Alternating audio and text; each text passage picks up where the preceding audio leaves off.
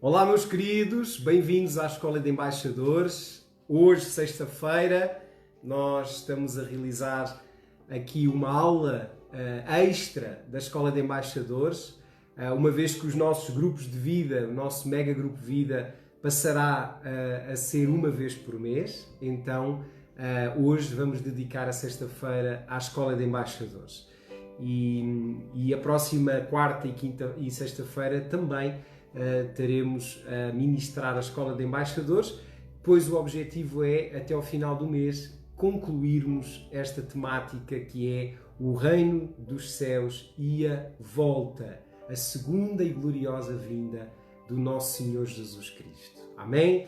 Então, meus queridos, hoje vamos dar continuidade àquilo que falámos na quarta-feira, ok? Muito obrigado a todos os que estão a entrar, aqueles que hoje também, não sendo o dia habitual da Escola de Embaixadores, mas estão a fazer este esforço de estar connosco para acompanhar estes estudos que nós estamos aqui a ministrar. Irmãos, e este tema é um tema muito importante, é um tema central da Palavra de Deus, da interpretação da Palavra de Deus, e a posição que nós tivermos relativamente à vinda de Jesus e à escatologia em geral, ela vai condicionar a nossa fé, a nossa forma de viver a nossa fé em Jesus.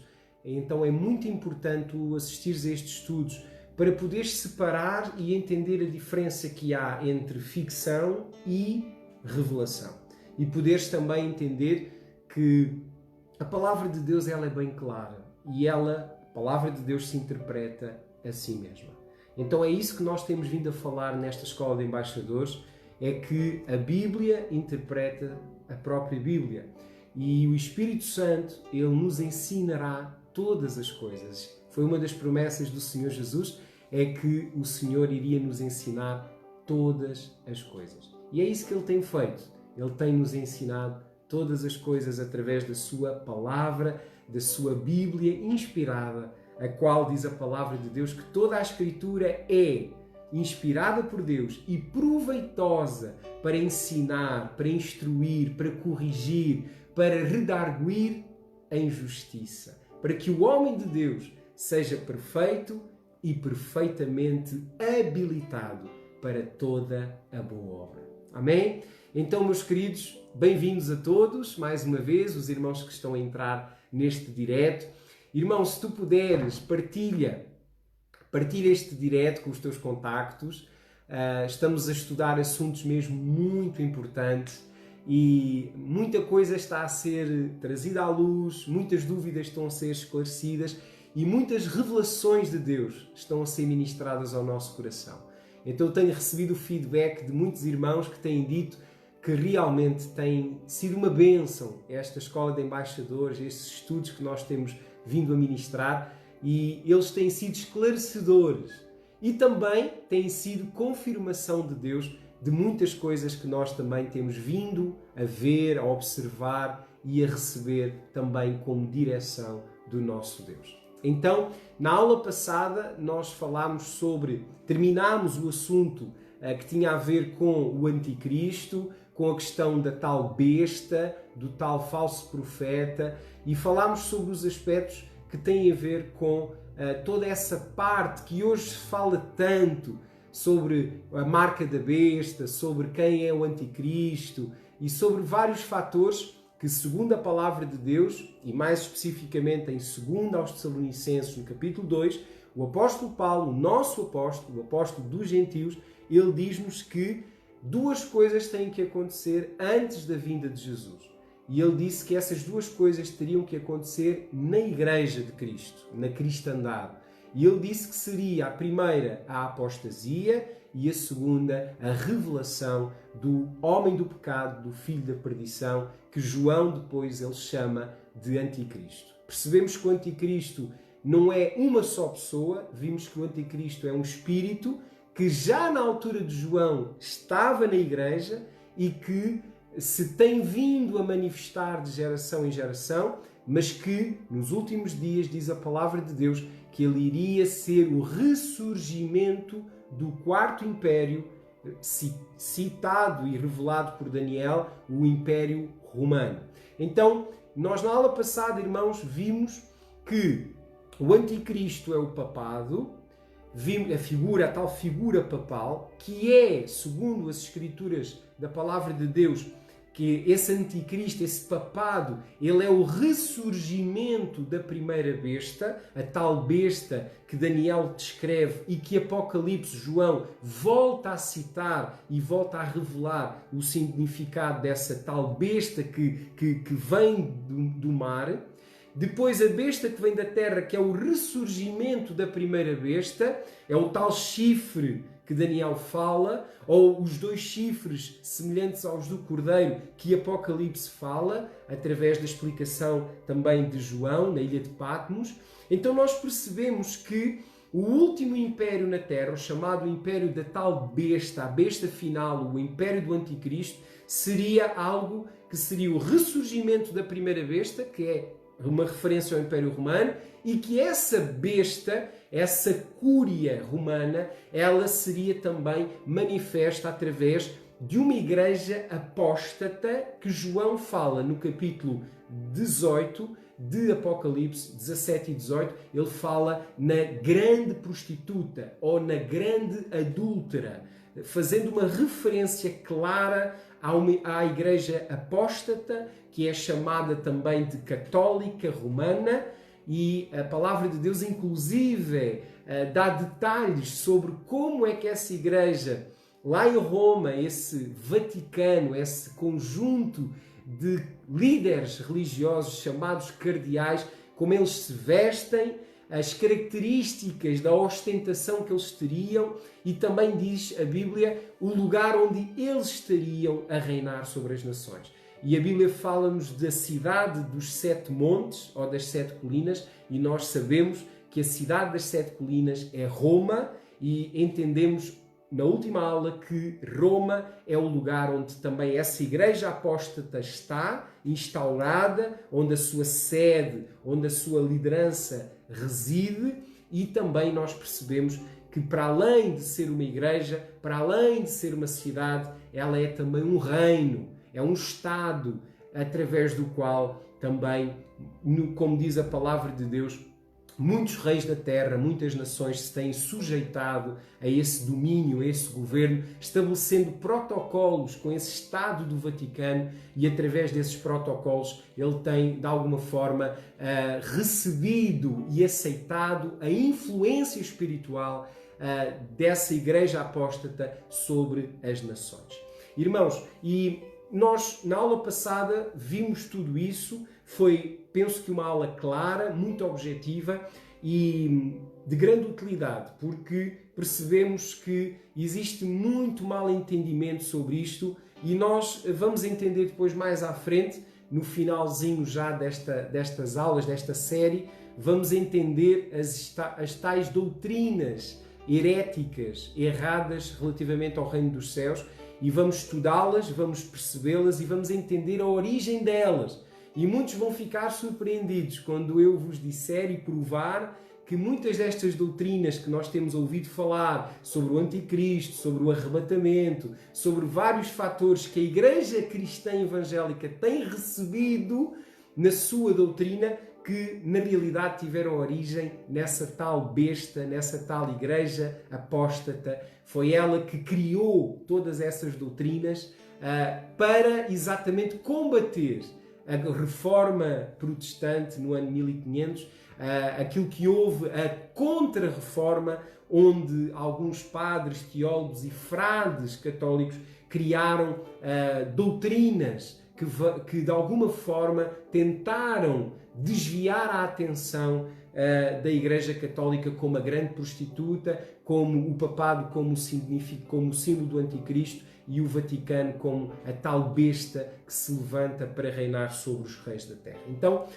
muitas das doutrinas que hoje os evangélicos creem, na realidade são doutrinas que foram estabelecidas pela Igreja Romana, e muitos não sabem disso. E é importante esses estudos para vocês entenderem que a igreja primitiva e a igreja da Reforma, a igreja que viveu a perseguição da Inquisição, era uma igreja que acreditava nisto que eu vos estou a dizer, que tinha uma postura preterista parcial, que acreditava que as profecias de Apocalipse 13, Apocalipse 17, Apocalipse 18 se cumpriram na questão da Igreja Católica Apostólica Romana. Então, como eu disse mais uma vez, o meu objetivo não é criticar a Igreja ou uma determinada religião, mas é poder revelar aos irmãos aquilo que a Palavra de Deus diz e que a história prova que a Bíblia tinha razão e que a Bíblia é a verdade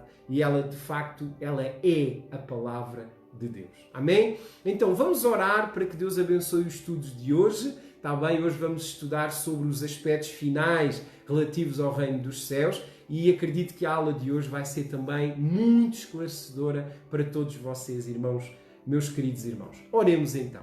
Paizinho, é no nome de Jesus que nós queremos, Senhor, consagrar, queremos dedicar a Ti este tempo de estudo onde nós estaremos sujeitos ao Teu Espírito Santo e à Tua Palavra revelada. Senhor, oramos para que nos dês entendimento e que o Teu Espírito Santo testifique nos nossos corações toda a verdade. Senhor, retira de nós todo o engano, toda a ignorância, toda a contaminação da verdade da Tua Palavra por esses espíritos malignos, apóstatas, ó Deus, que, segundo a Tua Palavra, se infiltraram na Igreja e que procuram, Senhor, contaminar, fermentar a sã doutrina da Palavra de Deus. Então, Senhor, muito obrigado por tudo aquilo que nos tens ensinado, pela luz, Senhor, que nos tens trazido, pela revelação que nos tens dado. Pai, mas eu oro pelos meus irmãos que me veem. Oro para que toda a confusão seja retirada das suas mentes e que eles possam realmente entender que ao fim de 2000 anos de história, a maior parte das profecias, se não praticamente todas, já se cumpriram. Concluindo nós, Senhor, que a vinda de Jesus Cristo está próxima. E nós, como Igreja, Senhor, declaramos com o Espírito Santo: Maranata, ora vem, Senhor Jesus. Nós oramos e te pedimos, em nome de Jesus. Amém. Amém, meus queridos. Glória a Deus. Então, nós já vimos que estamos a viver, de facto, um dos períodos mais importantes da história. Não sei se tu tens esta consciência, mas nos últimos anos, os últimos 70, 80 anos, foi quando grande parte das profecias que têm que acontecer antes de Jesus voltar, elas já aconteceram. Estou a falar das profecias relacionadas com Israel, estou a falar na restauração de Israel, estou a falar também na manifestação da tal apostasia e também da tal revelação do Anticristo através da Igreja verdadeira que iria sair dessa prostituta referida em Apocalipse e que iria ser uma igreja gloriosa, uma igreja que realmente se iria levantar nos últimos dias para glorificar o nome do Senhor e preparar a vinda gloriosa do Senhor. Então, talvez alguns irmãos me dizem assim, me perguntam: pastor, então diga-me, na profecia bíblica, em que capítulo é que nós estamos? Irmãos, e nós vimos na aula passada que nós estamos exatamente ali entre o capítulo 17 e 18. Estamos muito próximos do capítulo 19. E o capítulo 19 do Apocalipse é o relato da vinda gloriosa do Senhor Jesus sobre a terra para reinar e para reger as nações com cetro de ferro, com justiça e verdade, mas também manifestando o governo de Deus em toda a terra. Como Abacuque 2, 17 e 18 diz lá, diz que a terra se encherá da glória do Senhor, como as águas elas enchem o mar. Abacuque 2,14 diz isso. Então, irmãos, estamos a viver estes últimos dias e muitos de nós temos realmente visto de uma forma tremenda as revelações do Senhor. O Senhor tem aberto os olhos da sua igreja, o Senhor tem despertado a sua noiva para encher as suas candeias e hoje nós temos visto uma igreja a se levantar neste mundo, uma igreja apaixonada, uma igreja desejosa pelo seu Senhor. Isso está a acontecer em todas as partes do mundo, irmãos. Pessoas desesperadas pela vinda do Senhor. Pessoas desesperadas para que o reino dos céus venha e se manifeste em toda a sua plenitude. Amém? Então, o que é que vai acontecer a seguir? Segundo, então, os estudos que nós temos vindo a fazer, se as profecias relacionadas com Israel já aconteceram e a única que falta acontecer é só quando Jesus voltar, que é a salvação, a conversão de todos os judeus que estiverem vivos nesse momento, como Romanos 11 diz que assim, na vinda de Jesus, todo Israel será salvo. Já vimos que também as profecias relacionadas com a Igreja, nomeadamente a questão da apostasia e da revelação do Anticristo, também já aconteceram e vivemos ainda consequências desse império das trevas e da manifestação do mesmo sobre a terra, o qual, diz a Bíblia, que vai continuar a influenciar com menos poder, com menos autoridade, sim, por causa do crescimento da Igreja verdadeira, mas que o seu poder e influência, mesmo diminuindo, vai continuar até à vinda do Senhor Jesus.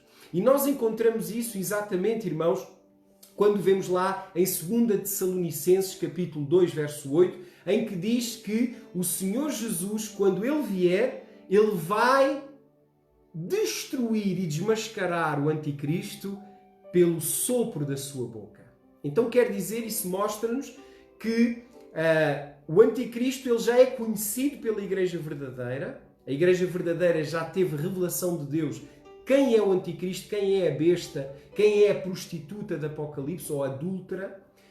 Mas quer dizer que no mundo, nas nações, o poder e a influência desse personagem bíblico, desse espírito do Anticristo, vai continuar até ao dia em que Jesus descer do céu e manifestar, expor claramente quem é esse personagem que levaria muitos, ao longo dos séculos, milhares e milhares de pessoas para a perdição eterna, para a condenação eterna. Então, irmãos, vimos que ele mudou as leis e o tempo de Deus. Vimos claramente que hoje, na catequese católica, os 10 mandamentos foram alterados. O segundo mandamento não existe, foi completamente retirado e os mandamentos foram totalmente desorganizados para que os cristãos católicos possam viver na prática do pecado e não, digamos, ter a hipótese de poderem se arrepender e receber a revelação do Espírito Santo. Então a própria palavra de Deus diz que por amarem a mentira, Deus iria permitir o erro no coração daqueles que não têm o seu nome escrito no livro da vida. Então nós vimos isso e Jesus, irmãos, então Ele está a voltar e eu não estou a dizer isso por causa de um ou outro sinal, entre aspas, físico, mas eu estou a dizer isso porque as profecias, elas já estão cumpridas e aquelas que faltam são as que estão relacionadas com a sua gloriosa vinda. Então, irmãos, para nós entendermos algo importante, a vinda de Jesus será literal, física, visível e será o acontecimento de mais impacto em toda a história da humanidade. A Bíblia diz-nos em Atos, capítulo 1, verso 11, diz lá assim a palavra do Senhor: E os anjos disseram aos discípulos: Varões galileus, por que estáis olhando para os céus, para as alturas? Esse Jesus, que de entre vós foi assunto ao céu, virá do mesmo modo como o vistes subir. Então quer dizer que aquele Jesus que eles viveram, que eles comeram, que eles interagiram depois da ressurreição, esse mesmo Jesus que Tomé colocou as mãos, o dedo nas suas marcas e no seu lado, esse mesmo Jesus, ele voltará e reinará sobre toda a terra. Por isso é que a Bíblia diz lá em Zacarias 13 que os próprios judeus vão olhar para ele e vão dizer: que marcas são estas nas tuas mãos? E é nesse momento, tal como José se deu a conhecer aos seus irmãos no Egito, assim também Jesus, quando se der a conhecer aos judeus, eles vão se arrepender, eles vão rasgar as suas roupas e eles vão chorar e prantear e eles vão reconhecer que rejeitaram o verdadeiro Messias, o verdadeiro Cristo de Deus, o ungido do Senhor, o qual nós amamos e reconhecemos que é Senhor para a glória de Deus Pai.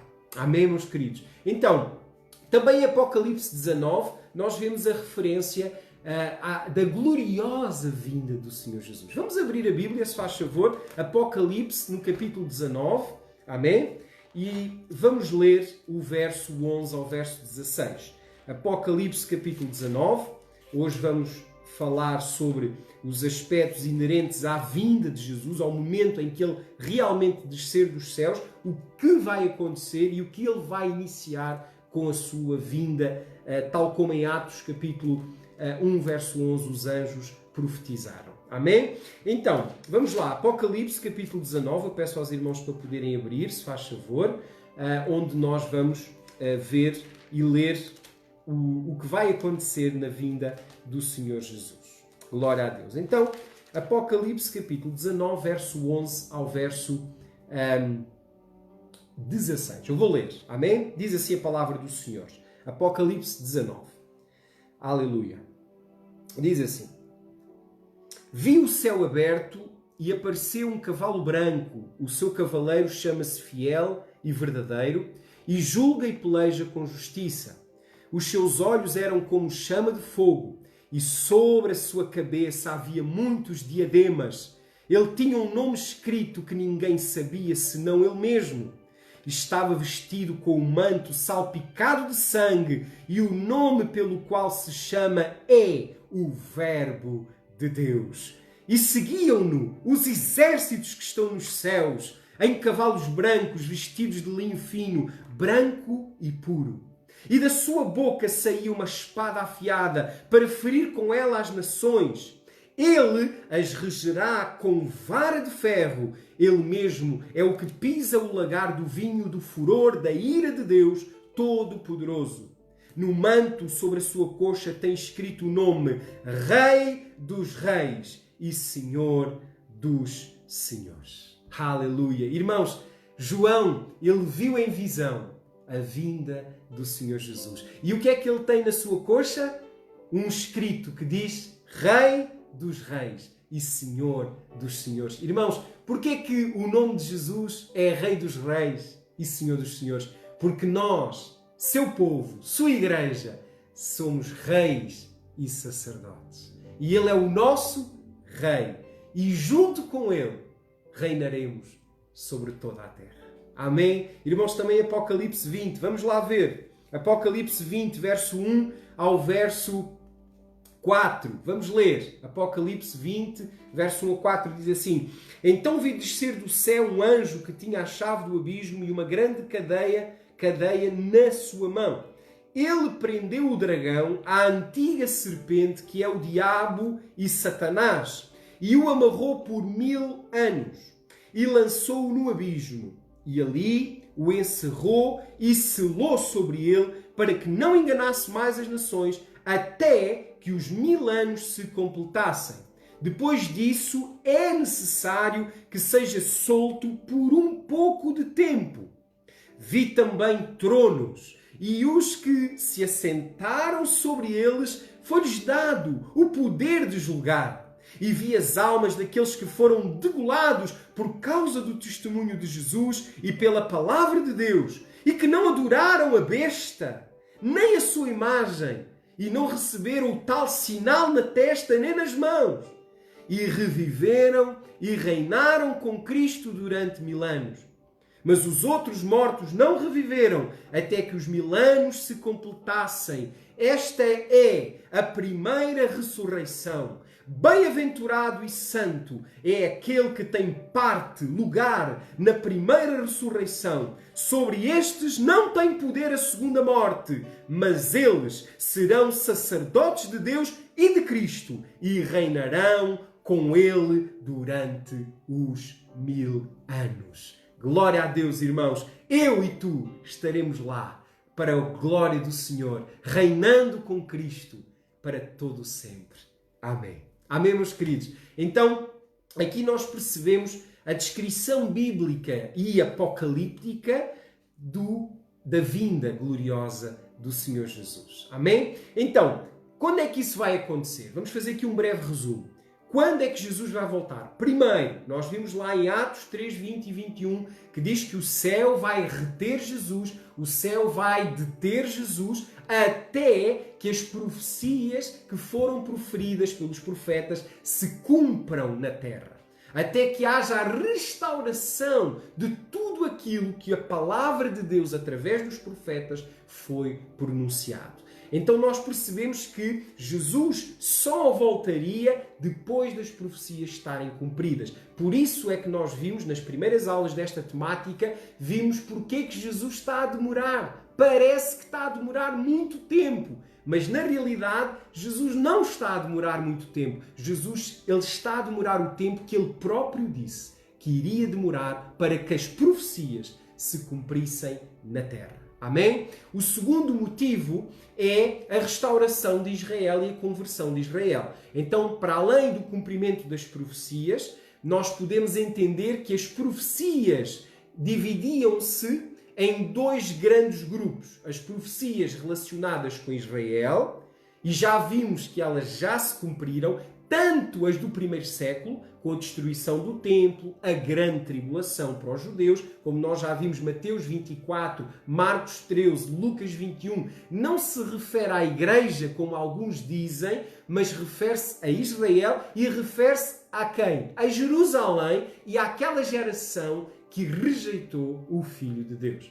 Então nós entendemos que as profecias da destruição de Jerusalém, da dispersão dos judeus pela terra e do cativeiro mais longo da história de Israel, que durou quase 2000 anos, que isso já aconteceu, e inclusive as profecias de um retorno de Israel à sua terra, da constituição de Israel novamente como nação, reconhecida pelo mundo, também já aconteceram. No ano de 1948, 49, no ano de 67, 72, foram anos muito importantes, onde as profecias que o Senhor falou através de Isaías, através de Zacarias, através de Ezequiel, todas elas já se cumpriram. Amém? O que é que falta agora? A profecia que Paulo fala, em que quando Jesus descer do céu, eles vão olhar e vão receber Jesus como Senhor e Salvador e Messias. Mas só no momento em que Ele descer. Porque até lá, a Bíblia diz que o véu ainda está sobre os seus olhos. Por isso é que vamos a Israel, lá em Jerusalém, e vemos os judeus ortodoxos e ultra-ortodoxos a chamar, a clamar, a orar para que o Messias venha. Mas eles não sabem que o Messias já veio e que eles o rejeitaram. Amém? Então será um tempo, na vinda de Jesus, será um momento muito especial, esse reencontro de Jesus com os judeus. Como Jesus disse que não me verás mais. Quando ele estava sobre Jerusalém e ele chorou sobre Jerusalém, quando ele percebeu a rejeição dos judeus e a destruição da cidade como consequência da rejeição deles, Jesus, a Bíblia diz que chora sobre Jerusalém, no Monte das Oliveiras, e Jesus diz: não me verás mais, até que digais Baruch Rabá Beshem Adonai, que quer dizer, traduzido para português, bendito o que vem em nome do Senhor. Então, irmãos, eu creio que quando Jesus voltar, eles vão dizer Baruch Rabá Beshem Adonai. E nesse dia, como Tomé, os olhos deles vão ser abertos e eles vão confessar com a sua boca que Jesus Cristo, Yeshua HaMashiach, é o Senhor, para a glória de Deus Pai. Glória a Deus. Depois vimos também que a vinda de Jesus só poderia acontecer depois das profecias relacionadas com a Igreja. E nós já falámos delas. Então, significa que a Igreja, ela precisa de se tornar uma Igreja gloriosa, uma Igreja sem mácula, sem ruga, nem coisa semelhante, como está lá escrito em Efésios, capítulo 5, verso 26 e 27, diz que Jesus iria santificar a sua Igreja e iria torná-la pura, santa, imaculada. E aqui é uma referência clara de que Jesus só voltaria quando parte da Igreja estaria santa, estaria livre da influência da apostasia e da maldição lançada sobre a Igreja pelo anticristo, pelo falso profeta, que se iria assentar sobre a Igreja como cabeça da Igreja, assumindo o papel da pedra angular que só Jesus tem e só Jesus pode ter esse título da pedra. A pedra angular. Amém? Então a pedra, nós vimos na quarta-feira, a pedra não é o Papa, de forma alguma, nem Pedro a pedra é. Quem é a pedra? Jesus Cristo. Ele é a pedra sobre a qual toda a Igreja está edificada e alicerçada. Amém? Glória a Deus. Então, irmãos, vamos abrir agora primeiro aos Coríntios, capítulo 15, verso 21 a 26, em que vamos ver então o que é que vai acontecer na vinda de Jesus. Ok? Vamos ver. Então diz assim, 1 aos Coríntios 15, 21 a 26, diz assim: porque assim como por um homem veio a morte, também por um homem, Jesus, veio a ressurreição dos mortos. Verso 22 diz assim: pois como em Adão todos morrem, do mesmo modo em Cristo todos serão vivificados. Cada um, porém, segundo a sua ordem. Cristo, as primícias, depois os que são de Cristo, quando? Na sua vinda. Então, quando Jesus vier, o que é que vai acontecer? Vai acontecer a ressurreição. Nós já vamos ver isso em outros textos. Verso 24. Então virá o fim, quando ele, Jesus, entregar o reino a quem? A Deus e Pai. A Deus o Pai. E quando houver destruído todo o domínio e toda a autoridade e todo o poder. Quando é que isso vai acontecer? No milénio, quando Jesus vier para reinar sobre a terra, no final, Jesus ele vai dar esse reino ao Pai. E o Pai, a Bíblia diz que Deus descerá, o Pai descerá do céu e julgará toda a humanidade, chamado o juízo final, e depois do juízo final é que haverão, segundo a Bíblia, os tais novos céus e nova terra, e onde nós vamos viver a eternidade com Jesus Cristo para todo sempre. Amém. Amém, meus queridos? Então, verso 25, pois é necessário que ele reine até que haja posto todos os inimigos debaixo dos seus pés. Amém? Então, irmãos, Jesus tem que reinar na terra. Essa história, essa ideologia, doutrina que Jesus vem buscar a igreja no céu, mas depois leva a igreja não sei para onde no universo e já não volta mais, isso não é bíblico. Em lado nenhum diz que Jesus vem raptar a igreja e que já não volta mais à terra. Isso não existe. A Bíblia diz que é necessário que ele reine sobre a terra. Por isso é que João fala do milénio, por isso é que ele diz lá em Apocalipse 20, diz que Cristo virá para reinar e aqueles que forem achados dignos reinarão com Cristo e se assentarão em tronos e julgarão, juntamente com Cristo, as nações. Amém? Então, o verso 26 diz: ora, o último inimigo a ser destruído é a morte. Então, até a morte será destruída no milénio, porque na vinda de Jesus e com a ressurreição, a morte será tragada. Como diz a Bíblia, tragada foi a morte na vitória. Amém? Então, irmãos, quando é que isso vai acontecer? Quando Jesus voltar. Amém? Quando Jesus voltar, então, ele vai estabelecer o seu reino, e esse reino que ele estabelecer, ele vai durar 1000 anos, e ele no final vai entregar ao Pai esse reino, e ele vai, digamos, terminar esta terra como nós a conhecemos. A Bíblia diz que ela vai ser destruída, assim como o universo que conhecemos vai ser enrolado como um pano, diz a Bíblia, e Deus fará novos céus e nova terra, onde não existe mais injustiça, onde não existe mais sofrimento, onde não existe mais maldade, mas onde a paz e a glória e a presença de Deus estará para todo sempre sobre nós. Amém? Glória a Deus. Então, continuando, nós sabemos, irmãos, que Jesus ele já estabeleceu o seu reino quando ele veio a primeira vez. E hoje, através da Igreja, o reino dos céus ele está a crescer, ele está a espalhar-se, ele está a assumir o poder no mundo. Por isso é que hoje nós sabemos que a Igreja de Cristo ela está cada vez a crescer mais no mundo, ao ponto de nós hoje, que estamos em Portugal, vocês em Angola, na Costa Rica, no Brasil e outros países, o Evangelho já chegou. E chegou porquê? Porque a Igreja ela está a chegar aos confins da terra e toda a língua confessará que Jesus Cristo é o Senhor. Agora, atenção! Jesus ele já reina na terra através da sua Igreja, mas ele não reina sobre toda a terra. Ele reina através da Igreja.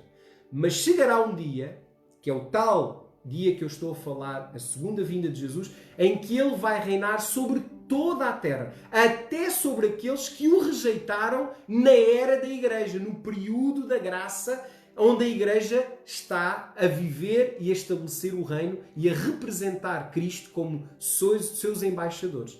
Então, a Bíblia diz que vai chegar um momento em que Jesus vai reinar sobre aqueles que querem e sobre aqueles que não querem.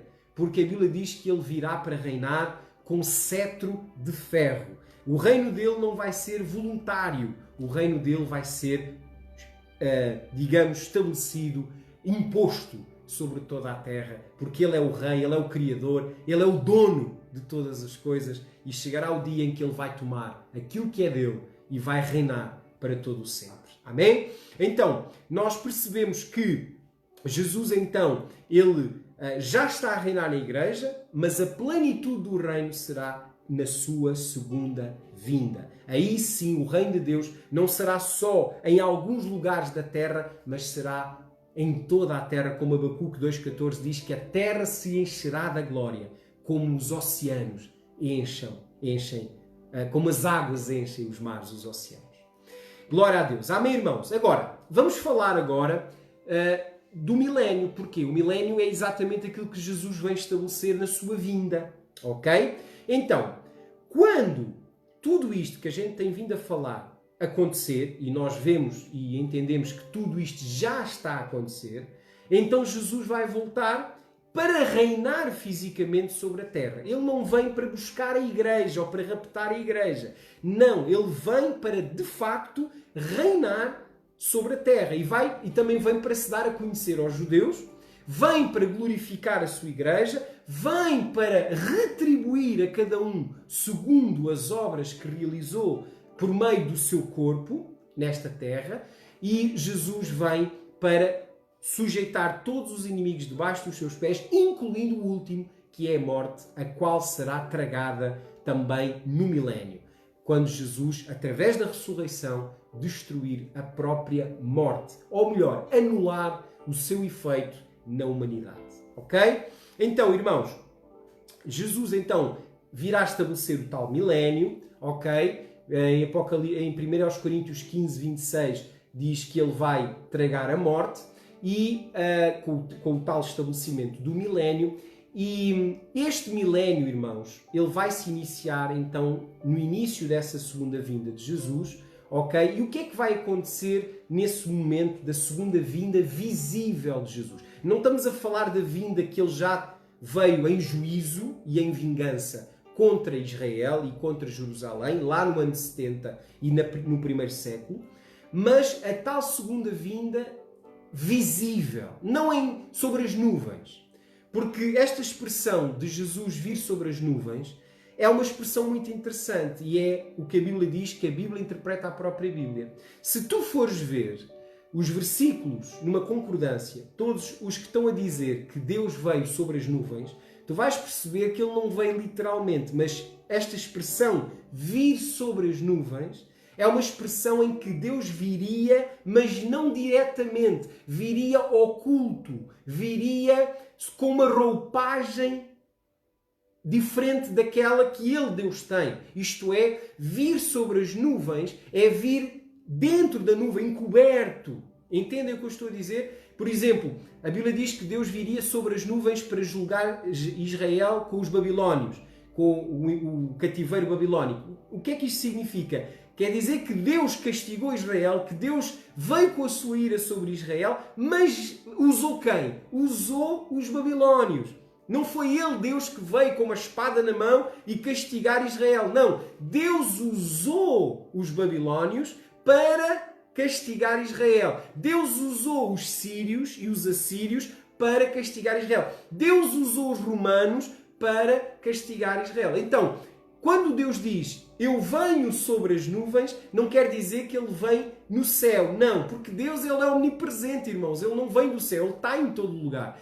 Mas o vir sobre as nuvens é uma expressão profética que tem a ver vir em juízo contra a nação. Entenderam? Então, não podemos confundir isto, porque muitas pessoas, quando leem e a vinda de Jesus nas nuvens, pensam que Jesus ele estaria a vir sobre as nuvens. Não, irmãos. Isso tem a ver com a vinda em juízo.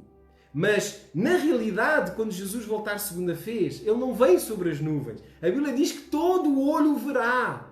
A Bíblia diz que nada vai ocultar, porque a Bíblia diz que todo o olho verá, não vai haver nuvens, o céu vai estar limpo, porque a Bíblia diz que ele virá, descerá e todo o olho verá, e diz lá que toda a língua confessará que Jesus Cristo é Senhor e todo o joelho se dobrará sobre ele e perante ele. Amém? Glória a Deus. Então, irmãos, só aqui um parênteses, nós não temos tempo de falar de tudo, mas queria dar aqui este parênteses de que uma coisa é a vinda de Deus, ou no caso de Jesus, no ano 70, em juízo sobre Israel, por causa da rejeição deles a Jesus e também por eles terem morto os profetas. E essa expressão que é usada na Bíblia é o vir sobre as nuvens, vir de uma forma que não se vê. Assim como o céu, quando tem nuvens, nós não conseguimos ver o sol está lá, mas nós não vemos o sol, porque as nuvens ocultam o sol. Assim também, quando Deus diz, eu virei sobre ti numa nuvem, ou virei sobre ti nas nuvens, Deus está a dizer que ele viria castigar, não diretamente, mas através de alguém que ele iria usar para isso, ok? Então este conceito, vir sobre as nuvens, é um conceito que nós temos que interpretar usando a Bíblia, e principalmente o Velho Testamento, que é a sombra do Novo Testamento. Então, irmãos, quando Jesus vier segunda vez visível, não oculto, mas visível, que é aquilo que nós chamamos a tal segunda e gloriosa vinda de Jesus, que ele virá visivelmente e fisicamente, então o que é que vai acontecer? Acontecerá a primeira ressurreição, como nós lemos em Apocalipse 20, bem-aventurado aquele que tem lugar na primeira ressurreição. Também vai acontecer o tal arrebatamento, nós vamos perceber o que é o arrebatamento e vamos entender o que é que a Bíblia diz sobre o arrebatamento, não o que a série de filmes deixados para trás, que é ficção, irmãos, não é Bíblia, é ficção, diz. O que é que algumas correntes católicas romanas, como o dispensacionalismo futurista, dizem que o arrebatamento é? Não, nós vamos ver o que a Bíblia diz que o arrebatamento é. Ok? Porque a Bíblia é a palavra de Deus. Tudo o resto é ficção, é fábula, e nós, a Igreja de Cristo, não podemos viver presos a fábulas ou a ficção. Temos que ficar firmes na palavra de Deus, em nome de Jesus. Amém? Então, o milénio, o início do milénio, vão acontecer estas coisas que eu estou aqui a falar. A primeira ressurreição, o arrebatamento, que é o encontro da igreja com o seu Senhor, quando ele está a descer. Ok? Então, Satanás vai ser amarrado durante 1000 anos, quer dizer que durante o milénio, Satanás ele não estará a influenciar as nações, por isso é que será um reino de paz, um reino, como diz em Isaías, que o leão vai pastar com a ovelha, que não haverá mais sofrimento. Porquê? Porque é um reino de paz, porque Jesus ele é o príncipe da paz. Amém? Glória a Deus. E a Bíblia diz que ele se vai assentar sobre o trono de Davi e reinará sobre toda a terra, desde Jerusalém para as nações, e a Igreja de Cristo reinará com ele, em nome de Jesus. Amém. Glória a Deus. Então, segundo lugar, segundo aspecto do milénio. O milénio será o período onde Jesus e os tais santos fiéis, que diz aqui Apocalipse 20, as tais virgens prudentes, de Mateus 25, os tais servos fiéis de Mateus 25, vão reinar sobre a terra e vão julgar as nações. Para quem não sabe, incluindo no final do milénio, no juízo final, a Igreja vai também julgar os anjos, os tais demónios, os tais anjos caídos. Porquê? Porque a Bíblia diz-nos, há um texto, que se vocês podem procurar nas Escrituras, em que Paulo diz: não sabeis vós que até os anjos, vocês, Igreja, vão julgar? Quando é que os anjos vão ser julgados pela Igreja?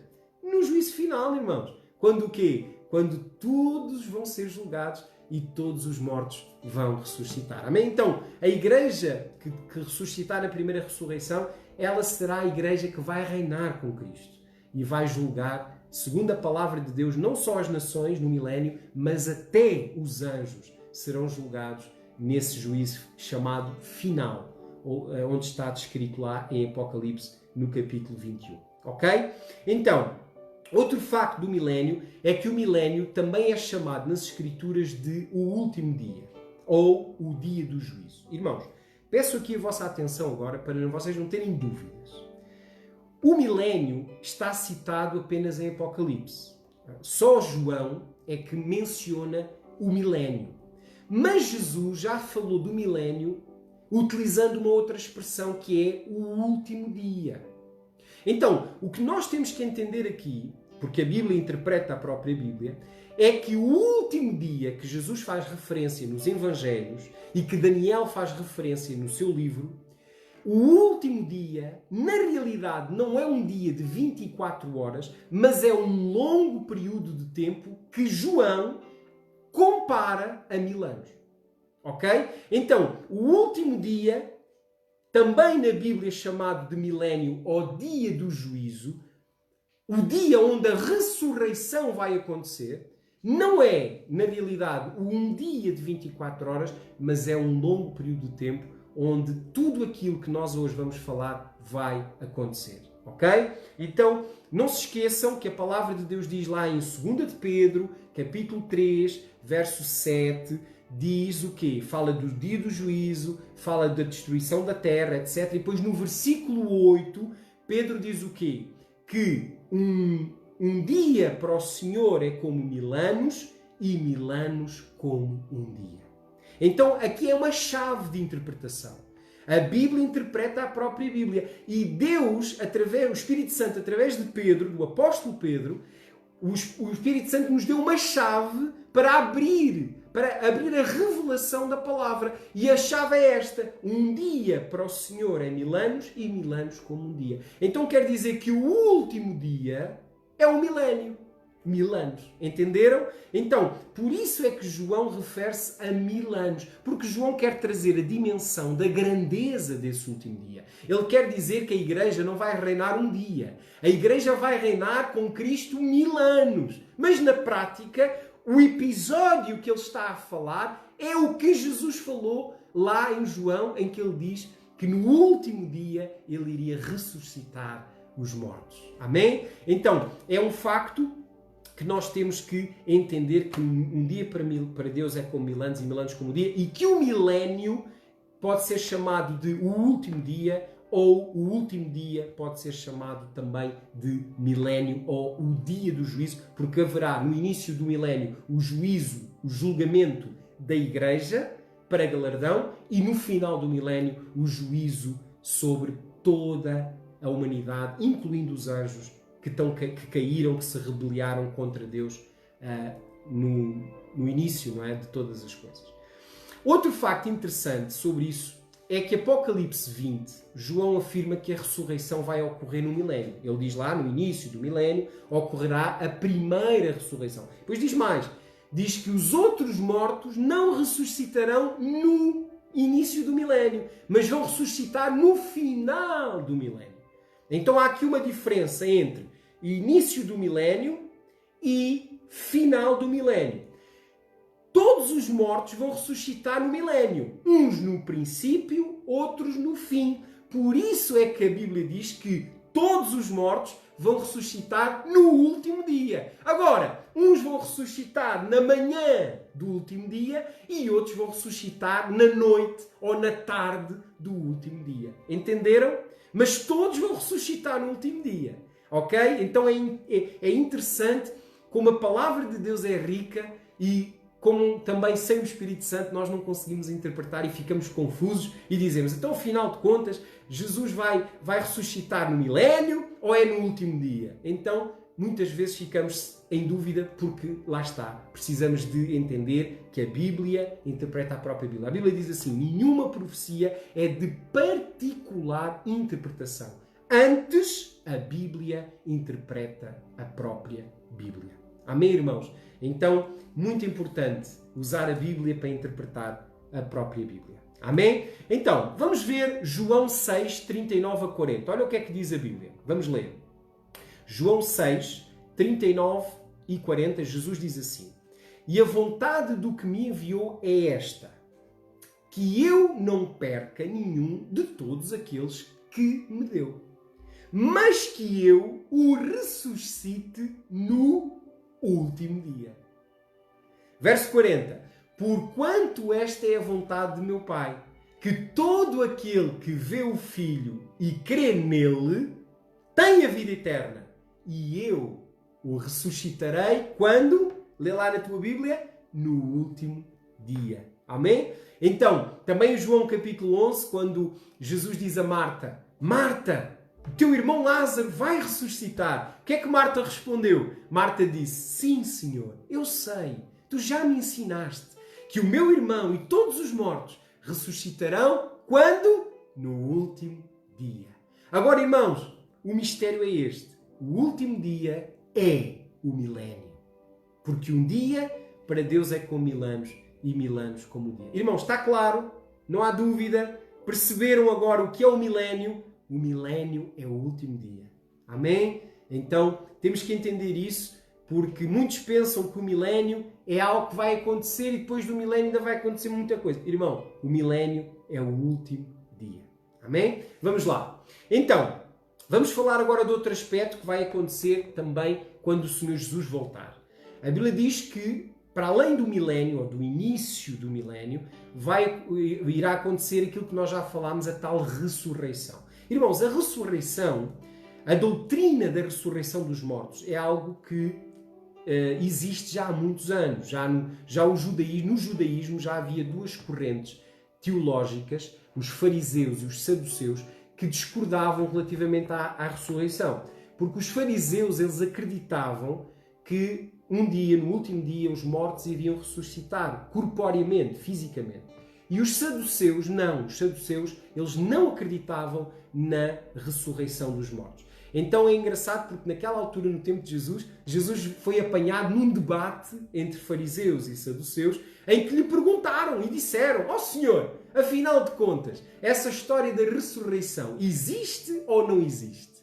E Jesus, ele esclareceu e ensinou sobre a ressurreição, dizendo que, de facto, a ressurreição vai acontecer e que todos os que forem dignos disso receberão um corpo glorioso, sem mácula, sem mancha, sem ruga, um corpo tal como Jesus Cristo hoje tem, porque Ele é o primeiro, as primícias da ressurreição dos mortos. Mas lá em Daniel, capítulo 12, verso 2, já Daniel, no seu livro, na sua revelação profética, já Daniel fala da ressurreição dos mortos. Então, por isso é que os judeus, no tempo de Jesus, já acreditavam na ressurreição dos mortos. Não é algo que Jesus veio introduzir de maneira nenhuma. A ressurreição dos mortos, no último dia, é algo que faz parte da fé judaica.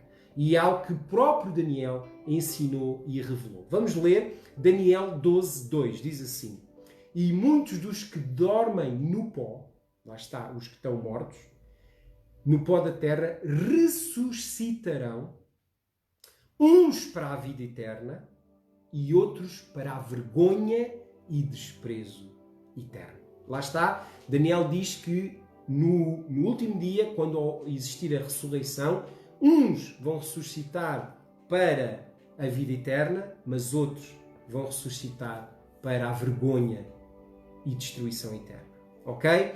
Então, irmãos, na prática, aquilo que nós estamos a perceber aqui é que existem então duas ressurreições. Aqui Daniel parece que só há uma ressurreição, mas na prática, se nós formos ler Daniel e Apocalipse, nós vamos entender que há duas. Uma no início do milénio e outra no final do milénio. Porque os que ressuscitam para reinar com Cristo não vão ressuscitar juntamente com os outros. Porque a Bíblia diz que bem-aventurado e santo é o que ressuscita na primeira ressurreição. Então quer dizer que há uma primeira e há uma segunda e última ressurreição. Isso está claro, irmãos? Amém? Isto é muito importante, irmãos. Porque eu quero ressuscitar na primeira. Tu não sei se queres, mas eu quero. Então é importante saber isto, que é para nós podermos nos posicionar nesta terra, nos anos que Deus nos der de vida, nos posicionarmos para podermos ressuscitar na primeira e não na segunda ressurreição. Amém? Glória a Deus. Então, a primeira já vimos que vai acontecer no início do milénio, ou no início, ou na manhã do último dia, onde os santos fiéis, os santos que não aceitaram a apostasia da tal besta e da tal prostituta ou do falso profeta, serão o quê? Eles serão ressuscitados e irão ao encontro do Senhor nos ares, onde o Senhor também já está a descer com todos os outros que já estão com Ele na glória. Amém? Glória a Deus. Então, irmãos, esse encontro com o Senhor nos ares é o que nós chamamos o tal arrebatamento, ok? E vai acontecer no momento em que Jesus ele está a descer. Repara, o arrebatamento não é Jesus fica só no céu. Não, a Bíblia diz que ele já está a descer. O que vai acontecer é que a igreja vai ao encontro de Jesus. Assim como no casamento, na figura do casamento, o noivo está lá no altar e a noiva vai ao encontro do noivo e depois o casamento é celebrado e os dois descem do altar, os dois saem e se juntam às pessoas no copo d'água, na festa do casamento, assim também a noiva vai subir para descer e reinar com o noivo. Amém? Entenderam? Então a noiva não vai ser raptada, irmãos. A noiva vai ao encontro do Senhor. Porque o noivo, ele está a vir. O noivo, ele está a chegar. Amém? Então, nem todos os salvos, atenção, nem todos os salvos vão ressuscitar. Nós já vamos ver isso mais à frente. Talvez não hoje, na próxima aula. Nem todos os salvos vão ressuscitar nessa primeira ressurreição, mas somente aqueles que forem dignos de receber o tal galardão que é o próprio milénio, o próprio reinar com Cristo nesta terra. Ok? E esta oportunidade de reinar com Cristo não será por causa da fé, mas sim por causa da consequência da fé, que são as obras. Porque a fé sem obras é morta, então, segundo as obras, é que as pessoas vão ressuscitar na primeira ou na segunda ressurreição. Ok? Então isto também é algo que nós vamos falar mais à frente, mas estou já a introduzir para tu entenderes a importância desta primeira e desta segunda ressurreição. Ok? Muito bem. Glória a Deus.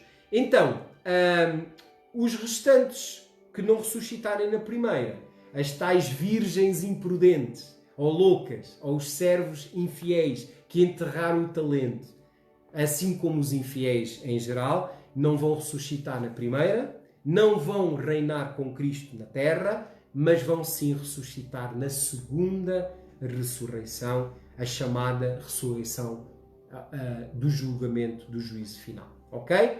Muito bem. Então, vamos falar agora, irmãos, sobre o arrebatamento. Vamos lá então esclarecer aqui, nestes últimos minutos de aula, a questão do arrebatamento. Que existe tanta confusão e depois, irmãos, existem... Como a interpretação é errada, depois existem várias interpretações diferentes dentro da mesma interpretação errada. Que é os chamados os pré-milenistas, os pré-tribulacionistas, os pós-milenistas, os pós-tribulacionistas.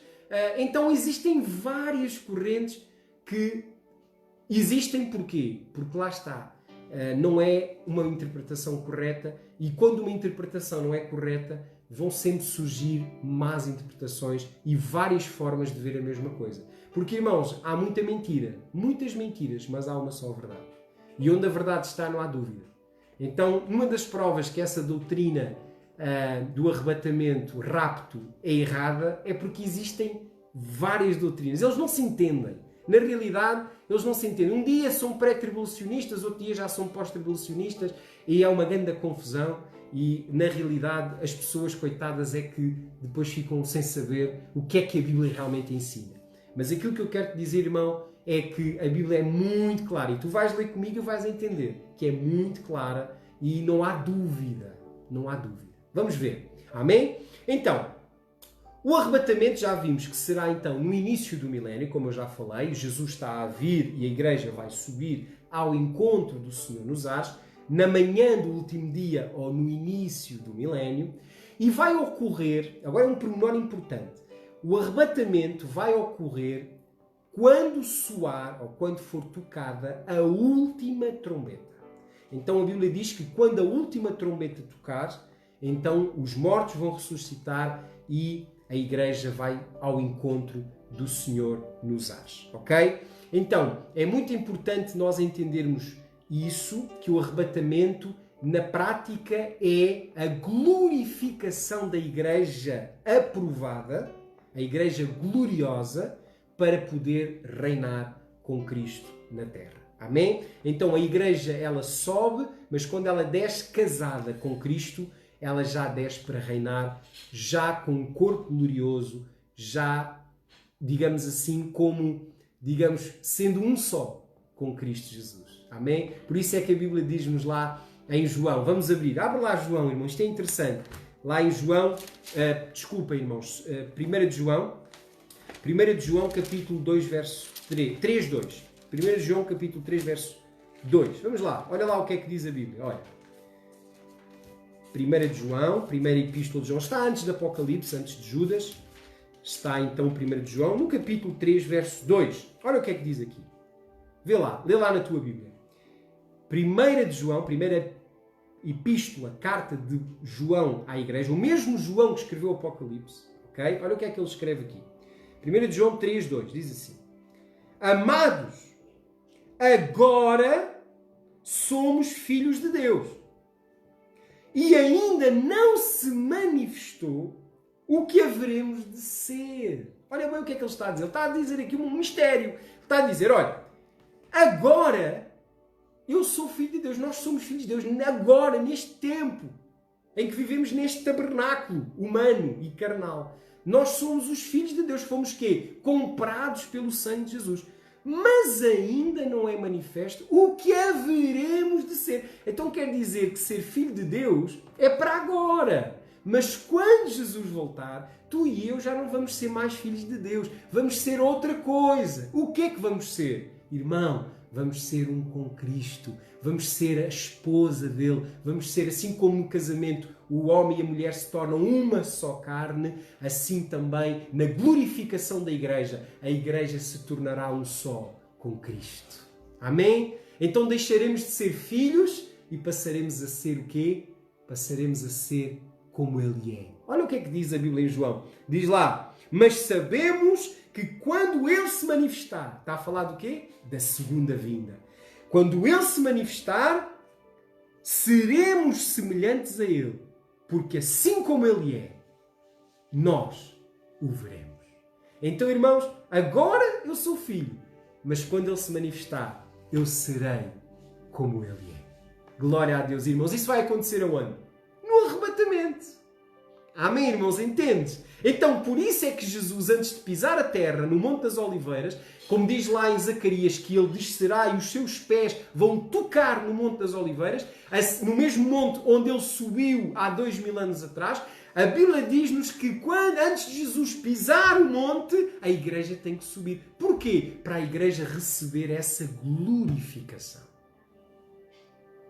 Deixar de ser filho, entre aspas, e passar a ser igual, semelhante àquilo que Ele é. Então entendeste o propósito do arrebatamento? Irmãos, o propósito do arrebatamento não é livrar a igreja do anticristo. Porque a igreja já viveu o anticristo ele próprio viveu e vive a influenciar a igreja. Como Paulo disse que a apostasia seria fruto da ação do anticristo dentro da igreja. Então, irmãos, o arrebatamento não é, digamos, o proteger de Deus do anticristo. Não, irmãos. O arrebatamento não tem nada a ver com isso. O arrebatamento é a nossa quê? A nossa ressurreição e glorificação antes de descer com Cristo para reinar sobre a terra. Amém, irmãos? Está claro isso? Está claro? Obviamente, quando nós entendemos quem é o anticristo, quando nós entendemos o que é o sinal da besta, que é algo espiritual que tem a ver com a mudança da lei de Deus no coração, na mente e na ação das pessoas, como aconteceu através da influência papal do Vaticano sobre a cristandade, onde a lei de Deus foi completamente mudada e violada, essa é a marca. Assim como os israelitas até hoje colocam a caixinha lá na testa e na mão, a caixinha com os 10 mandamentos, a dizer com o Shema Israel, Adonai Eloheinu, Adonai Echad, ouve, ó Israel, que só o Senhor é o nosso Deus, é o único Deus. Assim também, o anticristo colocou uma marca na mente e na mão das pessoas, que é o quê? De que ele, o Papa, é Deus na Terra. E que os mandamentos de Deus já não são aqueles que ele deu a Moisés e a Israel, mas os mandamentos de Deus são aqueles que ele, Papa, escolheu e definiu e estabeleceu sobre a terra. Entendeste, irmão? Então, quando nós entendemos quem é o anticristo, quem é a besta, quem é a grande prostituta, nós entendemos que o arrebatamento não é Deus atirar a igreja para o anticristo reinar. Irmão, que história é esta? O anticristo já está a reinar. Já desde João que o anticristo reina. Que história é essa que a igreja vai ser raptada para o anticristo reinar aqui? Irmão, isso é, como eu te disse, doutrina de demónios. Doutrina de demónios. Porque se tu acreditares que o anticristo ainda não apareceu, então o anticristo está à vontade. E foi exatamente o que aconteceu na Contra-Reforma. Não sei se sabes disso, se não sabes vais estudar. Depois da Reforma Protestante, houve a tal Contra-Reforma, que foi a resposta da Igreja Católica Apostólica Romana contra o quê? Contra a Reforma Protestante, que saiu da Igreja apóstata, a igreja herética que estava a contaminar a sã doutrina de Deus. Amém? Então, irmãos, muitas das doutrinas que os evangélicos hoje guardam, infelizmente, são doutrinas da Contra-Reforma. E não sabem. Não sabem. Mas também não sabem, irmãos, porque, desculpem lá, porque não leem a Bíblia. Porque se lessem a Bíblia, iam saber. Amém, irmãos? Mas vamos continuar. Então, o arrebatamento não é o rapto da igreja, o arrebatamento é a glorificação da igreja, irmão. É a maneira que Deus vai fazer com que a igreja suba para ser glorificada e para poder reinar sobre toda a terra com Cristo. Amém? Então João ele é bem claro. Agora somos filhos de Deus, mas vai haver um dia. O dia em que Ele estiver a descer, nós vamos ser transformados. No abrir e fechar de olhos, seremos transformados num corpo glorioso, como Ele tem. Amém? Glória a Deus. Como Filipenses 3 diz lá, não é que o corpo como Ele tem, nós teremos um corpo igual ao corpo que Jesus tem. Um corpo glorificado em nome de Jesus. Amém, meus queridos? Então, entenderam o que é o arrebatamento? Então, o arrebatamento, ele vai acontecer no início da tal milénio, da tal vinda do Senhor Jesus, quando a última trombeta soar. É quando a igreja vai subir, os mortos vão ressuscitar em Cristo e os que estiverem vivos vão ser transformados no abrir e fechar de olhos. Vamos ver isso. Primeiro aos Tessalonicenses 4, vamos ler a descrição do arrebatamento. E tu vais entender aqui, irmãos, na Bíblia, coisas que se calhar nunca ouviste falar. Amém? Vamos lá. Primeiro aos Tessalonicenses, capítulo 4. Abre a tua Bíblia, se faz favor. Primeiro aos Tessalonicenses, capítulo 4, verso 13 ao verso 17. Ok? Vamos ler verso a verso com calma para entender o que a palavra de Deus está a dizer. Verso 13. Vamos ler. Diz assim.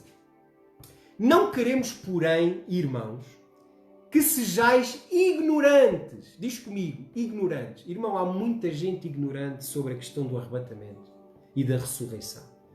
Ignorância é o que há mais hoje. E por causa disso, já o Espírito Santo estava a dizer a Paulo, para dizer à igreja em Tessalónica, a mesma igreja que ele escreve, segundo aos Tessalonicenses, capítulo 2, em que ele diz, lembrem-se que todas estas coisas sobre o anticristo eu já vos falei. Agora, aqui na primeira carta, Paulo está a revelar o que vai acontecer com os mortos em Cristo e com o arrebatamento. Vamos ver. Não quer que sejais ignorantes acerca dos que já dormem, para que não vos entristeçais como os outros que não têm esperança. Verso 14. Porque se cremos que Jesus morreu e ressurgiu, assim também os que dormem aqui significa o quê? Na linguagem bíblica, já morreram. Aqueles que dormem, Deus, mediante Jesus, os tornará a trazer juntamente com Ele. Irmãos, quando alguém morre, vai para onde? Digam-me lá. Agora, na nova aliança, depois do sacrifício de Jesus e depois do cativeiro, ou seio de Abraão, ter sido levado cativo para o paraíso, agora, quando alguém morre, quando um santo morre, ele não vai para o seio de Abraão. Isso era antes da vinda de Jesus. Porque como Jesus não tinha derramado o seu sangue, como Jesus ainda não tinha recebido sobre si mesmo o pecado e a maldição, então todos os que morriam iam para o inferno. Todos.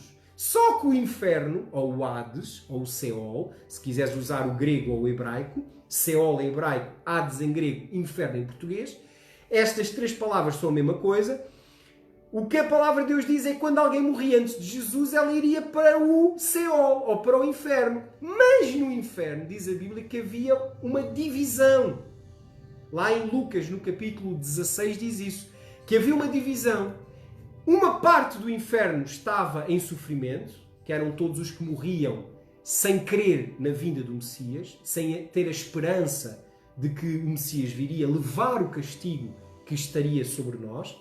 Mas uma outra parte que estava no seio de Abraão era um lugar de paz, mas era uma prisão na mesma, mas era um lugar de paz, onde estavam todos que estavam a aguardar a vinda do Messias. Por exemplo, os profetas, Moisés, os próprios Josué, os próprios profetas Isaías, Jeremias, Daniel, o rei Davi. Quando eles morreram, foram para onde? Não foram para o céu, irmão, para o paraíso. Não foram. Foram para onde? Para o seio de Abraão.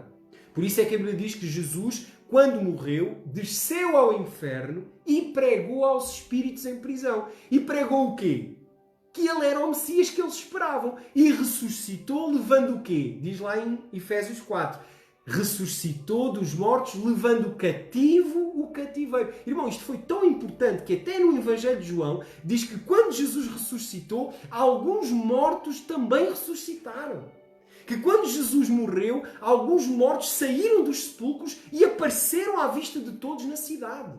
Irmãos, está escrito no Evangelho. E porquê que isso aconteceu? Porque quando Jesus ele desce ao inferno, irmão, é como que uma bomba atómica no inferno. Porque o inferno não podia ter Jesus. Porque Jesus, ele é Deus. Jesus, ele é o Senhor. E quando ele foi lá, ele não foi lá para simplesmente ficar lá. Ele foi lá para ressuscitar e trazer com ele aqueles que morreram na fé do nosso Jesus Cristo. Amém? Entendeste agora? Agora, depois de Jesus, quando alguém morre, vai para onde, irmão? No seio de Abraão já não existe. O seio de Abraão foi para o paraíso. Ele levou para o paraíso. Então, quando alguém morre, vai para onde? Vai para o céu, vai para onde Jesus está. Por isso Paulo dizia, para mim o viver é Cristo e o morrer é vitória. Porque eu sei que no dia em que eu deixar este meu tabernáculo, eu estarei com o meu Senhor. Então Paulo sabia que a morte era bom. Porque a morte seria o quê? A forma de ele estar com o seu Senhor. Então, por isso é que aqui diz, verso 14, olha lá, verso 14. Por isso é que aqui diz que, porque se cremos que Jesus morreu e ressuscitou, assim também os que morrem em Cristo, Deus, mediante Jesus, os tornará a trazer. A trazer aonde? A trazer à terra, à vida. Com quem? juntamente com Cristo. Então quer dizer que na vinda de Jesus, quem é que voltará com Jesus? Todos os santos que estão hoje com Ele a aguardar a ressurreição dos mortos. Amém? Então, verso 15, vamos ler. Verso 15. Dizemo-vos, pois, isto pela palavra do Senhor. Então Paulo está a dizer, olha, o que eu estou a dizer é a revelação. É a palavra, não é a minha palavra, é a palavra do Senhor. É o Espírito Santo que está a falar. Dizemo-vos, pois, isto pela palavra do Senhor. Que nós, os que ficarmos vivos, lá está, Paulo está a ser incluído, porque Paulo ainda estava vivo. Então Paulo diz, os vivos que estiverem no momento da vinda do Senhor, não é do rapto do Senhor, é da vinda do Senhor. Olha o que diz, que nós, os que ficarmos vivos para a vinda do Senhor, de modo algum precederemos os que já dormem. O que é que ele quer dizer com isto? Verso 16. Olha o que diz o verso 16. Porque o Senhor mesmo descerá do céu. Irmão, Jesus descerá do céu. Essa história que Jesus vai ficar no céu e a igreja vai ter com ele no céu e depois vão para Marte ou para Júpiter ou para não sei para onde, isso não existe, irmão. Jesus, ele não vai ficar no céu. No momento em que ele chegar ao céu, é para descer, é para reinar, é para se manifestar aos judeus e para dizer, para glorificar a sua igreja e para estabelecer o seu reino, como diz lá em Apocalipse 19, sobre toda a terra. Amém? Então, porque o mesmo Senhor, o Senhor mesmo descerá do céu com grande brado. Lá está, não é em nuvem. É com o quê? Visível, com brado. A última trombeta vai tocar. Ok? Com voz de arcanjo. Aleluia. Ao som da trombeta de Deus, a tal última trombeta. E os que morreram em Cristo ressuscitarão primeiro. Lá está, eles estão a vir com Jesus, os espíritos deles estão a vir com Jesus, porque a Bíblia diz que eles voltarão com Jesus, diz a Bíblia, lemos há pouco. Os espíritos que estão com ele, incluindo o apóstolo Paulo, por exemplo, virá com Jesus e o que é que vai acontecer? Vai receber de novo um corpo desta terra, um corpo glorificado, um corpo transformado, mas desta terra, porque a ressurreição ela será da terra. Amém? Então, Paulo é o quê? É um espírito. Paulo não tem corpo. O corpo de Paulo ficou aqui, na terra, não é? Pó. Mas quando Paulo voltar com Jesus e todos os santos, a Bíblia diz que eles vão ressuscitar primeiro. E olha o que é que diz a Bíblia. Depois nós, os que ficarmos vivos para a vinda do Senhor, seremos o quê? Agora vem o conceito de arrebatamento. Seremos arrebatados juntamente com eles. Agora repara, juntamente com eles vamos ser o quê? Arrebatados. Mas repara, eles já estão a vir. Eles vieram, receberam o corpo, juntaram-se a nós e subiram, foram arrebatados. Para quê? Lê a Bíblia. Para quê? Seremos arrebatados juntamente com eles nas nuvens. Ninguém vai ver, irmão, vai ser uma coisa assim, ó, pau! De um abrir e fechar de olhos. É aquela história de as pessoas começarem a ver as pessoas a subir. Irmão, ou que o avião está e de repente desaparece o piloto. Isso é ficção científica, irmão. Porque vai ser em nuvem. E nuvem significa sem ninguém ver. Porque vai ser algo sobrenatural. A Bíblia diz que a ressurreição e o arrebatamento vai ser algo no abrir e fechar de olhos. Amém? Vamos continuar. Nas nuvens. Agora, repara. Ao encontro do Senhor nos ares. Ao encontro. Porque Ele está a vir. O que é que Ele diz lá antes? Vamos lá ler o verso 14. Olha lá. Olha lá o que é que diz. Olha lá. Verso 14. Olha aqui. Porque se cremos que Jesus morreu e ressuscitou, assim também os que dormem, Deus, mediante Jesus, os tornará a trazer juntamente com Ele. Ele está a voltar. Ok? Entendem o que eu estou a dizer? Olha aqui, verso 15. Dizemos-vos, pois, isto pela palavra do Senhor, que nós, os que ficarmos vivos, para a vinda do Senhor. Para a vinda do Senhor. Entendem o que eu estou a dizer? Ele está a voltar. Ele está a voltar. E quando Ele estiver a voltar, o que é que vai acontecer? Verso 16, diz lá, verso 17, depois nós, os que ficarmos vivos, seremos arrebatados juntamente com eles nas nuvens ao encontro do Senhor nos ares e assim para sempre estaremos com o Senhor. Isto é, a partir desse dia, nunca mais nós vamos nos afastar do Senhor. Vamos ficar com Ele no milénio, vamos ficar com Ele depois quando o diabo vai ser solto, por pouco tempo, como diz a Bíblia, que vai ser necessário ele ser solto. Depois eu vou explicar porquê. E no juízo final e nos novos céus e nova terra. Irmão, quando a igreja se unir a Cristo, jamais será novamente separada dele. Amém? E quando é que isso vai acontecer? No arrebatamento, para descer e reinar no milénio sobre toda a terra. Amém? Então, irmãos, vamos lá. Mais um texto para vocês perceberem melhor isto que eu estou a dizer. 1 aos Coríntios, abre a Bíblia, se faz favor. 1 aos Coríntios, capítulo 15, verso 49 a 54. Glória a Deus. Estamos já a terminar este assunto do arrebatamento. 1 aos Coríntios 15, 49 a 54. Diz assim, vou ler. E assim como trouxemos a imagem do terreno, também traremos a imagem do celestial. Mas digo isto, irmãos, que a carne e o sangue não podem herdar o reino dos céus, ou o reino de Deus. Nem a corrupção herda a incorrupção. Está a falar do quê? Deste corpo. Ele está a falar que este corpo tem que ser quê? Transformado para poder reinar com Cristo na terra. Amém? Verso 51. Eis aqui vos digo um mistério. Nem todos dormiremos, isto é, nem todos morreremos, mas todos seremos transformados. Lá está, essa metamorfose, a palavra grega aqui transformados é metamorfoses, que é deixar de ser uma coisa e passar a ser outra. Essa metamorfose será, verso 52, lê comigo, num momento, num abrir e fechar de olhos, ao som da última trombeta, lá está, no arrebatamento, porque a trombeta soará e os mortos serão ressuscitados, incorruptíveis, e nós seremos transformados. No abrir e de fechar de olhos. Amém? Será uma coisa assim, ó, puf! Estamos aqui, Jesus está a descer e nós vamos ter com Ele e descemos com Ele para reinar. Amém? Essa história dos 7 anos e não sei o quê. Irmão, isso é a tal semana de Daniel que para essa teologia errada diz que essa semana ainda não aconteceu. Mas nós já vimos e lemos que a semana já aconteceu. A última semana de Daniel é exatamente a semana que fala de Jesus, daquilo que Ele fez por nós. Agora, por carga d'água é que atribuem isso ao anticristo. Eu não consigo entender, irmãos. Mas, infelizmente, acontece exatamente por causa da tal contra-reforma. Ok? Vamos continuar. Amém? Muito bem. Então, verso 53. Porque é necessário que isto que é corruptível, se revista da incorruptibilidade e o que é mortal, se revista da imortalidade. Glória a Deus. Então está a falar do quê? Da metamorfose, da nossa transformação que vai ocorrer quando? No arrebatamento. Ok? Amém?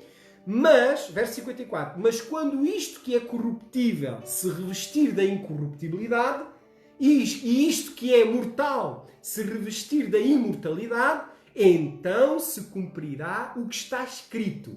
Tragada foi a morte na vitória. Então, onde é que Jesus vai destruir o último inimigo que é a morte? Aonde? No arrebatamento, no início do milénio, na primeira ressurreição. Amém? Glória a Deus. Estão a entender, meus queridos? Então, irmãos, resumindo, então o arrebatamento não é um rapto. A Bíblia não fala de rapto nenhum, irmão. Esquece isso do rapto. A Bíblia fala do arrebatamento, que é o quê? A transformação do meu corpo para reinar com Cristo nesta terra. Amém? Então, o arrebatamento não é um rapto, onde a igreja é tirada do mundo para o anticristo reinar na terra, como se ele já não reinasse, ok? Mas sim, o arrebatamento é o ir ao encontro do Senhor nos ares. Para quê? Para juntamente com Ele descer para reinar na terra por 1000 anos. Como diz em Apocalipse. Já lemos há bocadinho Apocalipse 20. O que é que diz lá? E os mortos em Cristo ressuscitarão e reinarão com Cristo no céu. É isso? Não! Reinarão com Cristo na terra. Está lá escrito. Vai reinar sobre toda a terra. Amém? E o diabo vai ser amarrado e lançado no inferno para não atrapalhar. Amém, irmãos? Nós, quando vamos reinar na terra, vamos reinar sem o diabo a atrapalhar. Vai ser um reino espetacular. Irmão, eu anseio por esse dia. Irmão, porque eu quero reinar com Cristo. Eu quero ressuscitar na primeira ressurreição. Por isso é que eu me esforço. Por isso é que eu prego. Por isso é que eu, irmãos, deixei o meu trabalho, deixei o meu emprego, deixei tudo e mais alguma coisa para poder, como diz Paulo, para poder ganhar a Cristo. Amém? Glória a Deus. Irmãos, que Deus te ajude também a tomar esta decisão de viver para Ele. Porque, irmãos, nada se comparará com esse momento em que vamos reinar com Cristo. Paulo diz assim, que a tribulação que vivemos hoje não se compara com a glória que em nós será revelada. Paulo estava a falar do quê? Paulo estava a falar do milénio, do privilégio de reinar com Cristo. Por isso é que ele diz que esmurra o meu corpo e o reduz à servidão, para que pregando eu aos outros, não seja eu próprio reprovado por Deus. Para quê? Não para a salvação, mas para reinar com Cristo. Amém? Está claro? Então, irmãos, o arrebatamento então é o nosso ir ao encontro do Senhor nos ares, ok? Para reinar com Ele, ok? E nesse momento o que nós vamos fazer o que vai acontecer é a morte vai ser aniquilada. A ressurreição vai aniquilar a morte. Isto é, a morte já não vai ter poder sobre nós, já não vai ter poder sobre a Igreja, que infelizmente hoje tem. Mas quando Jesus voltar, a morte já não vai ter poder sobre a Igreja do Senhor. Então entendemos que a morte será totalmente vencida no início do milénio, pela ressurreição da Igreja gloriosa e pelo seu arrebatamento. Irmãos, Isaías 65, 20 a 25, Isaías 65, ele fala, muito rapidamente eu vou ler, fala exatamente, é uma descrição de Isaías do milénio. Ok? Olha o que é que ele diz. Não haverá mais nela criança que morra com poucos dias. Infelizmente hoje muitas crianças morrem, não é? À nascença, na barriga das mães. Infelizmente isso acontece. É obra da morte, obra de Satanás, do príncipe deste mundo, mas a Bíblia diz que no milénio não haverá mais nela criança que morra com poucos dias. Nem velho que não tenha cumprido os seus dias, isto é, vivido aquilo que tem que viver. Porque o menino morrerá de 100 anos, quer dizer que aquele que morrer com 100 anos é porque morreu jovem, entre aspas, nas palavras de Isaías. E o pecador, esse pecador, aquele que desobedecer à lei de Deus no milénio, esse é que vai morrer com 100 anos. Porque os outros, aqueles que obedecerem ao rei, eles vão viver durante todo o milénio, porque a morte já está vencida. Amém? Então, verso 21, e eles edificarão casas e as habitarão, e plantarão vinhas e comerão o fruto delas, não edificarão para que os outros habitem, não plantarão para que os outros comam, porque os dias do meu povo serão como os dias da árvore, e os meus escolhidos gozarão por longo tempo das obras das suas mãos. Não trabalharão em vão, nem terão filhos para sofrer, porque serão a descendência dos benditos do Senhor, e os seus descendentes estarão com eles. Olha o verso 24 agora. E acontecerá que, antes que clamem eles, eu responderei, e estando eles ainda falando, eu os ouvirei. O lobo e o cordeiro juntos se apacentarão, e o leão comerá palha com o boi, e o pó será a comida da serpente. E não farão mal nem dano algum em todo o meu santo monte, diz o Senhor. Irmãos, isto é uma linguagem profética de quê? Do milénio, no momento em que haverá paz, em que haverá saúde, onde não haverá morte, porque Jesus estará a reinar com a sua igreja. Amém? Glória a Deus. Amém? Então termino agora com uma nota muito importante, que muitos têm dúvida e algumas pessoas já me questionaram sobre esta questão e eu quero já esclarecer, que é para ninguém me vir perguntar isso. Ok? Mateus 24, 37 a 44, vou repetir, Mateus 24, 37 a 44, e lembra-te, Mateus 24, o que é que nós já estudámos? É o capítulo, à semelhança de Marcos 13 e Lucas 21, é o capítulo em que Jesus está a falar da grande tribulação, da destruição da velha aliança e do templo e da constituição da nova aliança, que seria um período de dificuldade para a igreja, porque seria como um nascimento. Assim como a mulher, para dar à luz, tem que sofrer as dores de parto, assim o nascimento da nova aliança, o nascimento da igreja, seria acompanhada por dores, a que Jesus fala de grande tribulação. Então, Mateus 24 não tem a ver com a segunda vinda de Jesus, como nós já vimos, mas tem a ver com a grande tribulação para os judeus, o final da velha aliança e o início da nova aliança. Okay? E a prova disso foi que o templo que Deus instituiu foi destruído, não por Satanás, mas foi destruído pelo próprio Deus. Por isso é que o templo hoje já existe, que é a igreja. Então aquele templo lá em Jerusalém, irmãos, tira o cavalinho da chuva, porque esse não vai haver mais, porque esse foi Deus que o destruiu e Ele criou algo, irmãos, tremendo, que hoje os judeus voltaram à terra e até hoje não vão construir o templo porque estão lá os muçulmanos. Irmãos, os muçulmanos cada vez são mais e eles nunca vão permitir que o templo seja construído. Só quando Jesus voltar, só nesse dia, é que a Igreja gloriosa será o templo de Deus no Monte Santo de Sião. Amém? Mas, irmãos, o que é que eu quero dizer aqui para terminar esta nota final?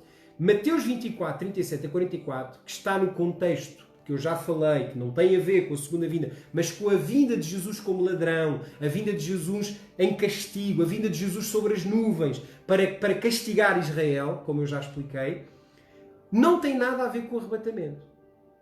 Ok?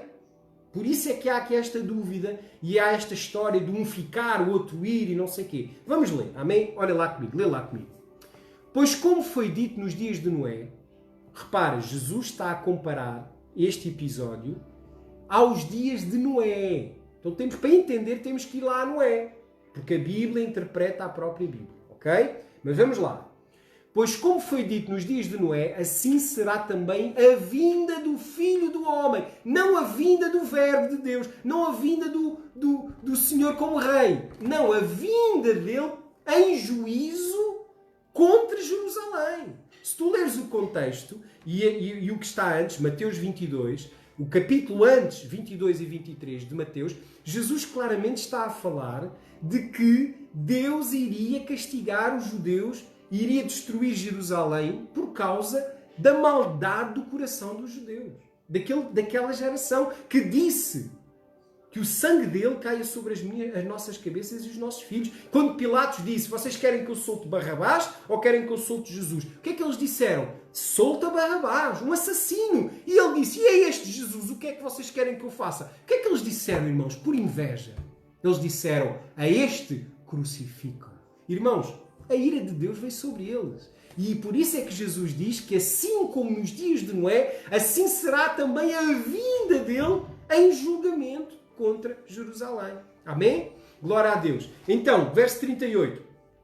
Porquanto assim, como nos dias anteriores ao dilúvio, comiam, bebiam, casavam e davam-se em casamento, até o dia em que Noé entrou na arca.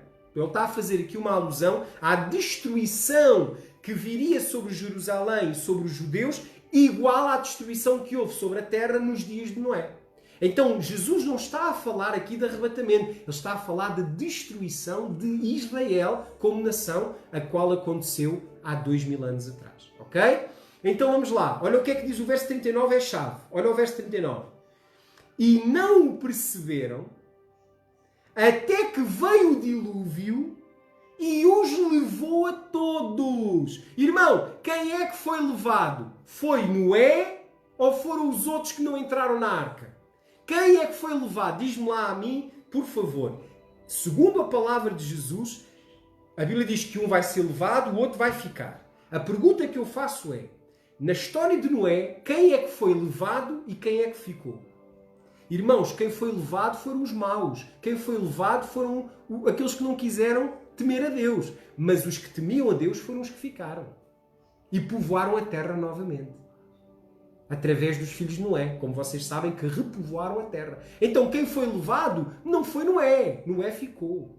Então, à luz disto, nós temos que ler o resto. Olha o que é que diz o resto. Então, estando dois no campo, um será levado e o outro vai ser deixado.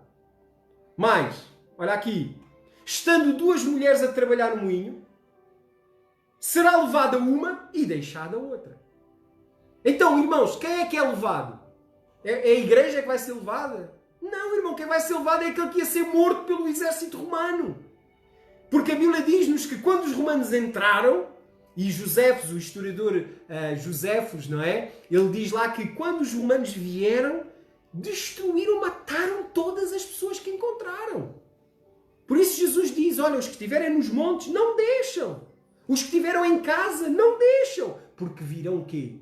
Dias de vingança são estes. Dias de destruição serão estes. Então Jesus diz, um vai ser levado, o outro vai ficar. Mas o que vai ser levado não é para o céu, irmão. Vai ser levado como Noé, como as pessoas no tempo de Noé. Elas foram levadas pelo quê? Pela destruição. Entenderam o que eu estou a dizer? Então, irmãos, esta passagem não tem nada a ver com o arrebatamento. Por isso é que as pessoas, quando leem isto, dizem, o arrebatamento, uns vão ser levados, os outros vão ficar. E vão ficar para sofrer na grande tribulação. Irmão, a grande tribulação já foi. Não é para a igreja. A grande tribulação é para os judeus. Já foi. E a igreja primitiva sofreu porque estava lá. Por isso é que sofreu. Entendem? Viveram aqueles momentos.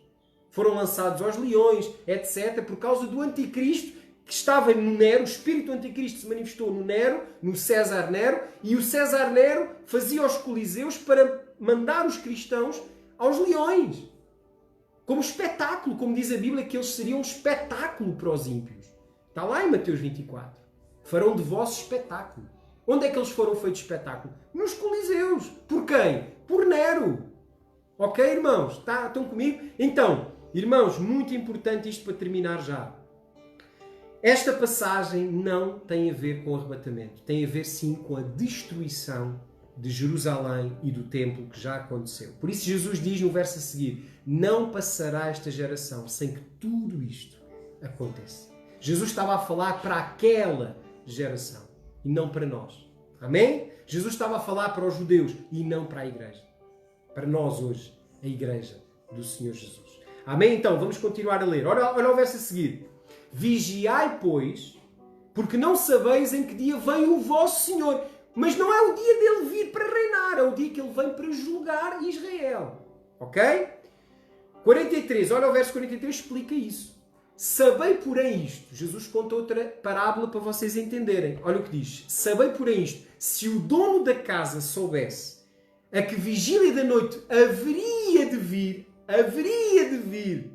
o ladrão, então Jesus está a comparar a vinda dele aqui à vinda do ladrão. O ladrão veio para matar, roubar e destruir. Jesus não está a falar aqui da vinda dele para reinar. Jesus está a falar da vinda dele como o ladrão, para matar, roubar e destruir. Entenderam? Perceberam? Tal como nos dias de Noé, em que o dilúvio foi o quê? A ira de Deus sobre aquela geração. Amém? Então, verso 44. Por isso ficai também vós apercebidos, porque numa hora em que não penseis, virá o Filho do Homem. Mas virá o Filho do Homem. Para quê? Para destruir o templo. Porque Jesus não disse que este templo seria destruído e eu vou reedificá-lo em 3 dias. Então aqui ele está a falar no dia em que ele viria para pôr um final à velha aliança e para levantar a nova aliança. O único e vivo caminho, que é Jesus Cristo. Amém? Irmãos, então o verso 39 e 44 que falam desta vinda, esta não é a segunda vinda, mas é sim a vinda, não é a segunda vinda, mas a vinda sim do juízo de Jesus sobre a velha aliança. Esta vinda os apóstolos chamam, se tu fores ler, o dia do Senhor, o dia que o Senhor prometeu, o dia do Senhor, ou a vinda como ladrão. Também muitas vezes é usada esta expressão, a vinda como ladrão. Por outro lado, a segunda vinda está relacionada com a última trombeta e com a ressurreição dos mortos. Então significa que esta primeira vinda era para destruir e para matar, e a segunda vinda é para ressuscitar e reinar sobre toda a terra. Então percebemos que não é a mesma coisa, são 2 vindas distintas e por causa disso é que há tanta confusão, porque se misturam as coisas e depois pensa-se que o arrebatamento é um rapto em que um vai ser levado e o outro vai ficar. Irmão, não é bíblico, não procede. E o que a palavra de Deus diz é bem claro e não há dúvidas, é que assim como nos dias de Noé, eles foram levados, assim também no dia em que os soldados romanos entraram em Jerusalém, todos os judeus foram levados, foram mortos, levados cativos para as nações e foram espalhados por toda a terra. E os que ficaram, quem foi? Foi a igreja, porque fugiram para os montes. E depois de tudo passar, eles ficaram na terra de Jerusalém. Por isso é que na igreja primitiva, se tu fores lá ver, é engraçado sabermos isso, e a história diz isso, que depois da destruição de Jerusalém, muitos cristãos continuaram a viver em Jerusalém. Porque fizeram o que Jesus disse. Quando viram o sinal, fugiram. Não ficaram a resistir.